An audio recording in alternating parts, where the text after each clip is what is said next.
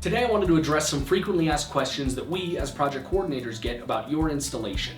The first and most common question that we get is, what type of screws do I use? For your exterior non-concrete surfaces, things like plywood, OSB, you're going to want to pick up a type of non-corrosive decking screw. For things like those concrete walls, existing brick, retaining walls, you do want to pick up some type of masonry screw. We always recommend Tapcon. For your interior projects, typically you're going to see a drywall screw more often than not, unless you're going into something like a brick fireplace or maybe a concrete wall in your basement. All of our panels average about 1.25 inches in thickness, so you do want to pick up something that not only is going to go through that panel, but also into the substrate behind. I usually recommend somewhere in the family of 1.75 inches to 2 inches.